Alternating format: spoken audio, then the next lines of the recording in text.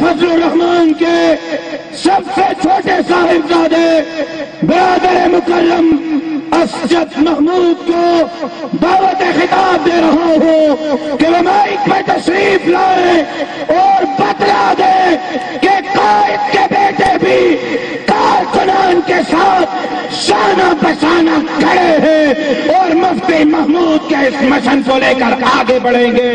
نعروں کے گونج میں استقبال کیجیے فرزند قائد حضرت مولانا صاحبزادہ اسجد محمود. آ رہا ہے مولانا آ رہا ہے، اسلام آباد کو لاک ڈاؤن کر رہا ہے، مولانا آ رہا ہے. السلام علیکم ورحمۃ اللہ وبرکاتہ.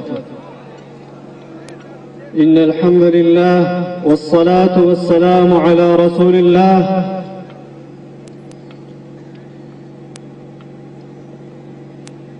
جناب صدر محترم اور اس آزادی مارچ کے عظیم شرکاء، میں آپ کے اس جذبے اور استقامت کو خراج تحسین پیش کرتا ہوں. میرے محترم دوستوں، آج میں آپ کے سامنے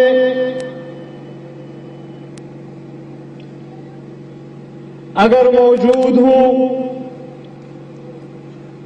تو اس وجہ سے نہیں کہ میرے دادا حضرت مفکر اسلام مولانا مفتی محمود رحمہ اللہ اس جماعت کے رہبر تھے، اس وجہ سے بھی نہیں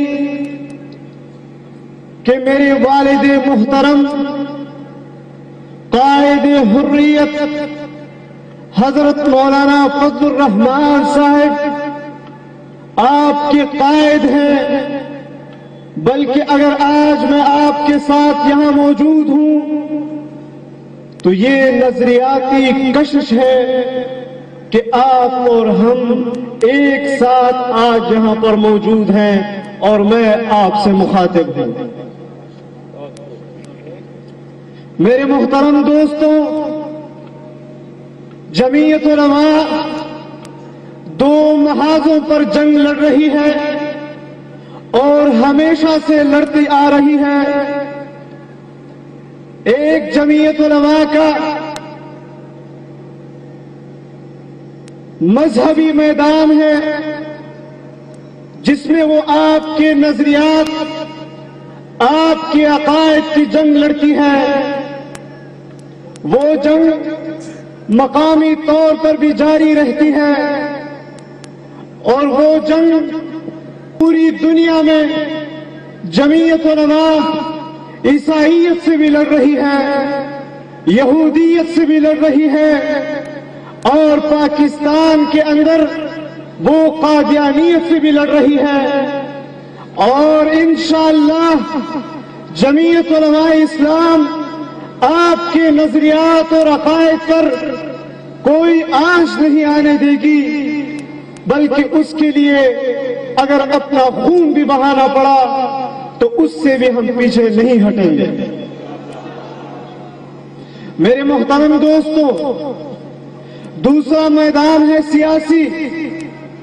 سیاسی میدان میں جمعیت علماء آج اگر یہاں پر آزادی مارچ کے ذریعے سے آئی ہے اور ایک عشرے سے زیادہ ہو چکا ہے، پاکستان کی قوم یہاں پر پرامن احتجاج کر رہی ہے، تو سیاسی طور پر وہ اپنے اس ملک میں سول سپریمیسی چاہتی ہے. کسی ڈکٹیٹر، کسی آمر کی حکومت کے زیر اثر وہ یہاں پر اپنی زندگی بسر نہیں کرنا چاہتی.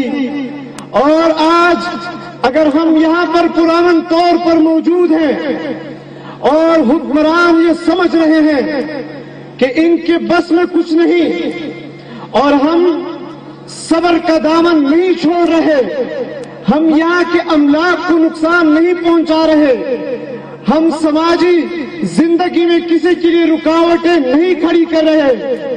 تو حکمرانوں، یہ مت سمجھو کہ ہم میں قوت نہیں ہے، ہم طاقت رکھتے ہیں کہ ہم عمران خان ہو یا کوئی اور قوت، اس کو بزور بازو اس کے تاج و تخت کو ہم الٹ دیں۔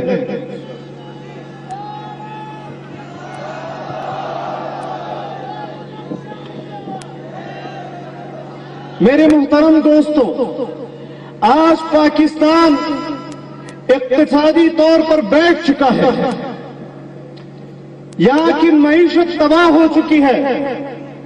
میں پاکستان کے نوجوانوں سے کہتا ہوں کہ اگر آج آپ نے پشاور موڑ پر میرے قائد کی صدا کو نہ سنا تو پھر آنے والی جو مستقبل ہے وہ بہت تاریک ہوگا۔ آج نوجوانوں کو اپنے لیے، اپنے آنے والی نسلوں کے لیے یہاں پر بیٹھے ہوئے لوگوں کا ساتھ دینا ہوگا۔ اگر آپ پارلیمنٹ کو مضبوط کرنا چاہتے ہیں تو پھر آپ کو جمعیت علماء کے پاس آنا ہوگا۔ یہاں پر آزادی مارچ کے شرکاء کا ساتھ دینا ہوگا۔